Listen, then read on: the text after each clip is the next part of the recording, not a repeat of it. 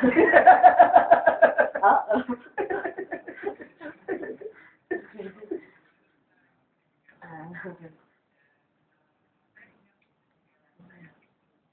Hmm.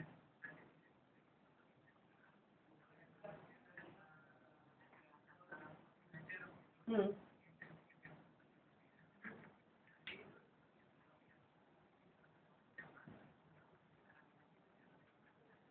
Hmm.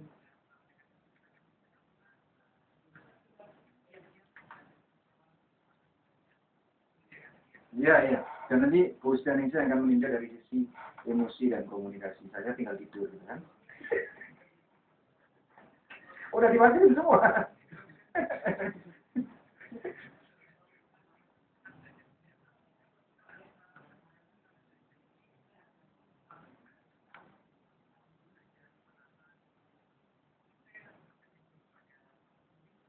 Hmm.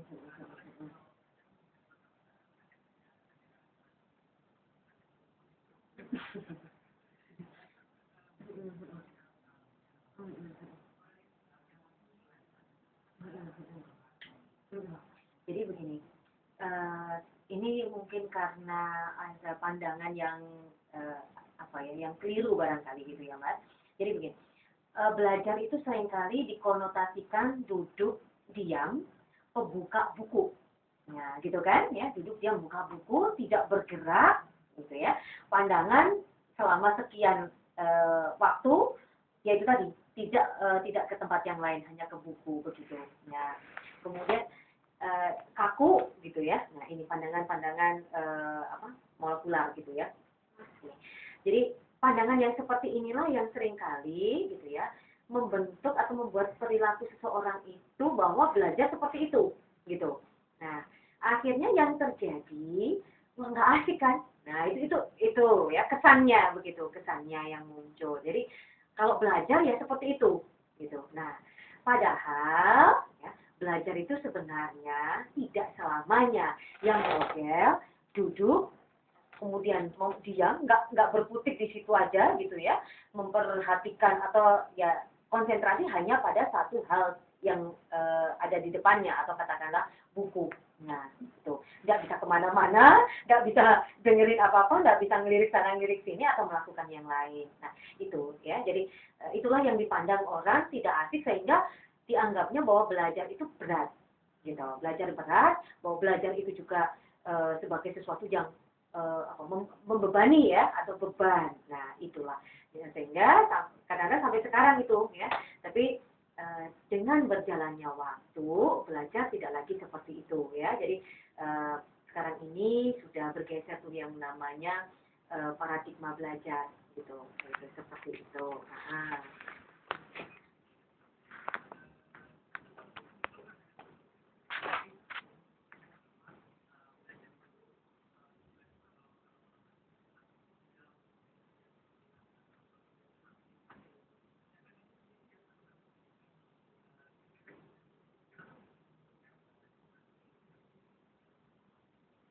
Jadi kalau tadi dikaitkan dengan pandangan ngomong marketing, itu masuk brand association gitu ya kan.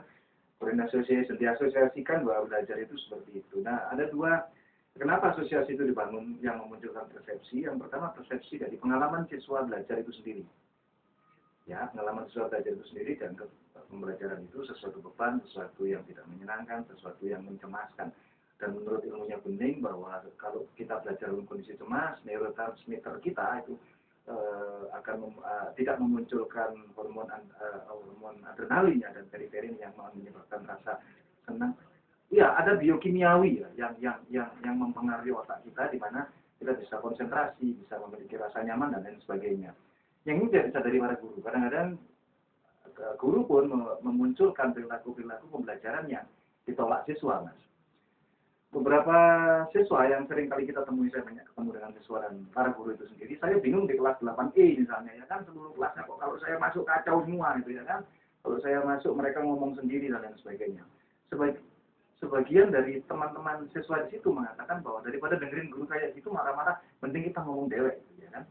Nah, jadi pertama asosiasi yang dibangun, yang dibentuk oleh guru pada siswa. Yang kedua, asosiasi terhadap belajar itu menurut guru itu sendiri.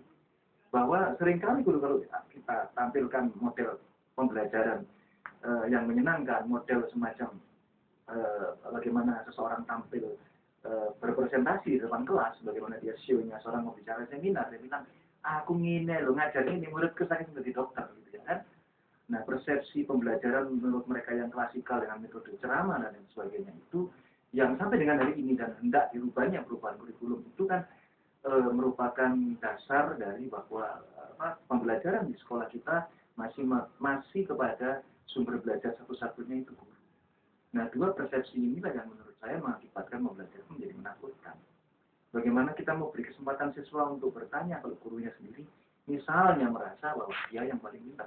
Itu salah menurut, kan saya baca barusan dari internet tidak seperti itu. Kami kuris internet, itu lu ngajar suwi. Dan menurut buku itu begini.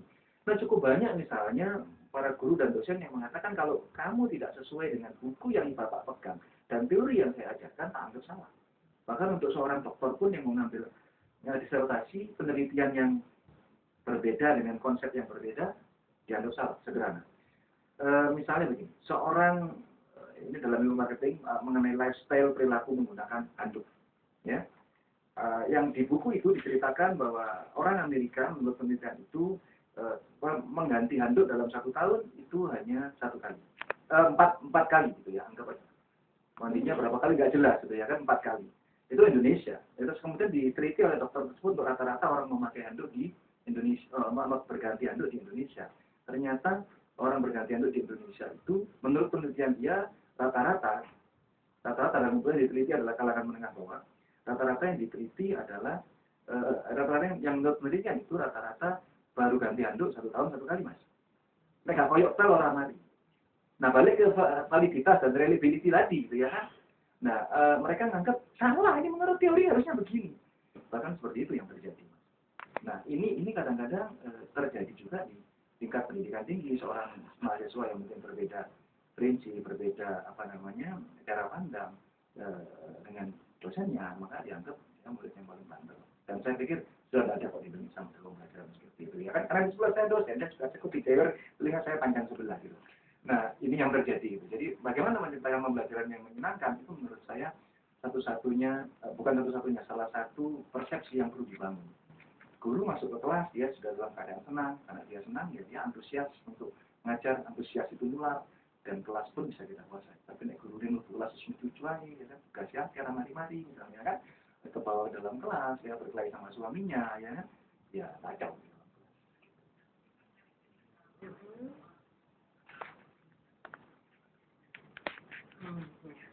Pewarisan.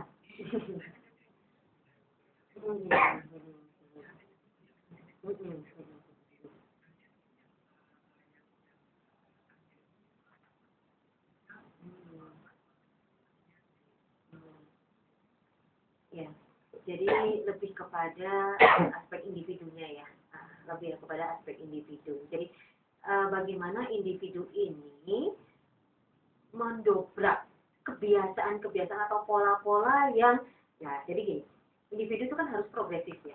Jadi ini sekarang kondisinya seperti apa begitu. Nah, saya dulu seperti ini, kok hasilnya seperti ini begitu. Kemudian lihat kondisi sekarang. Nah, ini seperti apa nih murid sekarang ini gitu.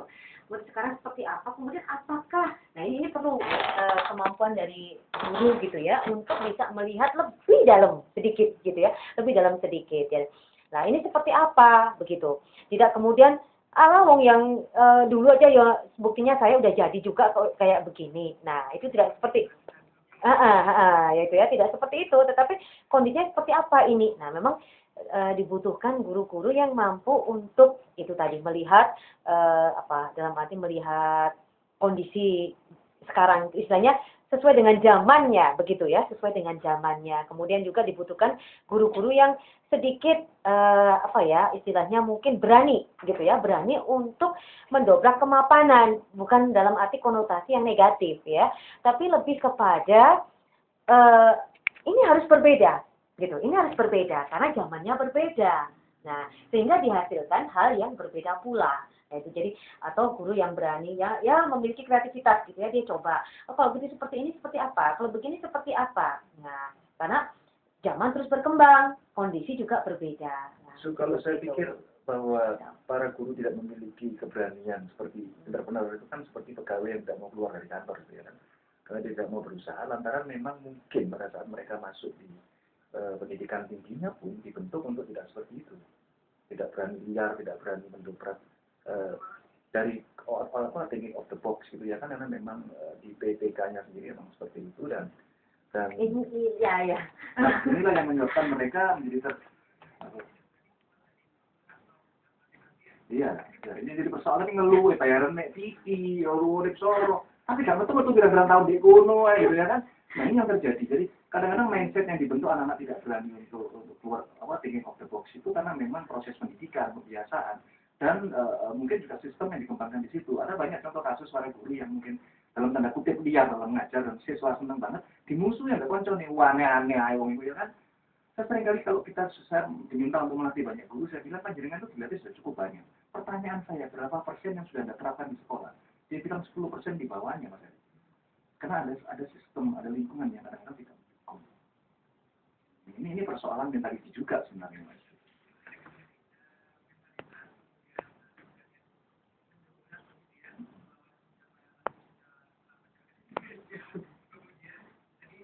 Tapi sebenarnya undang-undang tidak pernah melarangnya. KTSP itu kan kurikulum terserah panjenengan, maksudnya.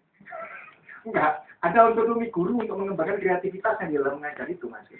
Dan ada banyak guru-guru yang kebetulan.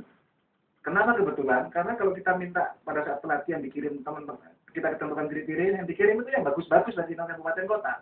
Akhirnya narasumbernya ya munting juga gitu ya kan? Karena target audiensnya jadi beda gitu. Nah inilah yang terjadi. Gitu. Jadi ada banyak guru yang luar biasa yang berani itu hanya tinggal memang balik ke mental, kemapanan dan lain sebagainya. Kalau kita mau teliti teman-teman yang masuk ke PGSD dan lain sebagainya, coba kita teliti motivasi mereka mau masuk PGSD itu apa gitu ya. Kita gunakan alat ukur yang benar, gitu. Nanti kan ujung-ujungnya kita dapat tunjangan sertifikasi dan pensiun yang lain. Iya, ini sedikit sebentar ya. Malah ada yang komentar gitu, salah satu petinggi gitu ya di satu perguruan tinggi gitu ya. Sampai saya itu sedih sebenarnya gitu. Salah satu perguruan tinggi itu begini, misalnya gini, ditanya visi dan misi gitu ya. Yang tercetus begini, oh ya, kita akan membuka jurusan gitu ya, FKIP. Kenapa FKIP? Ya, sekarang banyak peminat di FKIP. Kenapa? Karena orang sudah tergiur dengan sertifikasi. Nah loh, itu petinggi perguruan tinggi. Sedih. Berarti kan dia apa? Ya istilahnya apa ya? Dia tidak ada yang lebih ya elegan sedikit begitu ya, visi yang lebih elegan maksud saya untuk bahwa apa sih yang dia untuk kemajuan atau katakanlah untuk perbaikan pendidikan di Indonesia. Nah itu yang sedih. Ada banyak juga kalau kita mau soroti sarjana pun kan lebih banyak berorientasi pada orientasi ekonomi, bukan kepada bagaimana membangun karakter, membangun masyarakat ketika padahal misi dari sarjana sendiri kan ya untuk keunggulan meningkatkan masyarakat di sekitarnya, Mas. Ini yang seringkali terlepaskan. Kemarin Pak Fabio mengatakan bahwa perguruan tinggi yang mencetak mesin-mesin ekonomi diarahkan ke sana, bukan pada ketulusan, kejujuran dan bagaimana sebenarnya mengembangkan nilai-nilai kemanusiaan itu sendiri. Termasuk mungkin kurikulumnya juga, sepertinya seperti itu.